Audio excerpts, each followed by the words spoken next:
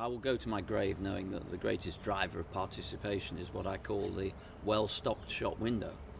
And that shop window has to have extraordinarily talented competitors. And I think that's what encourages young people. So there is a very close link for me between people wanting to take up a sport and being excited by what they see at the very highest level. That's often the inspiration to take up that sport.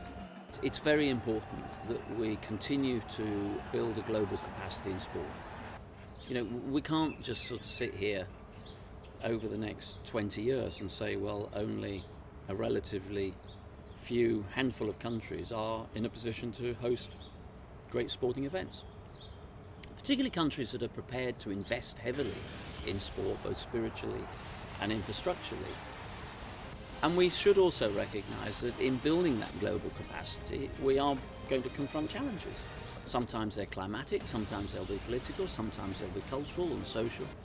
The great thing about sport is that it's always been a fantastic bridgehead into social development, social change. I went to an Olympic Games that, in Moscow, when, it was the first communist games, the first, games to go to quite a challenging environment. I like to think I was in the infancy of change. And sport, time and time again, can help make that journey.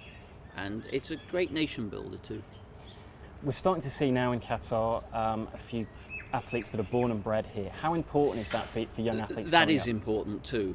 It's very, very important that you have role models that look like they come from the same world that you do. I remember the impact of having two competitors in my own city in Sheffield, the Sherwoods, husband and wife, 400-metre hurdler, long jumper, both won medals in the Mexico Games, members of my athletics club.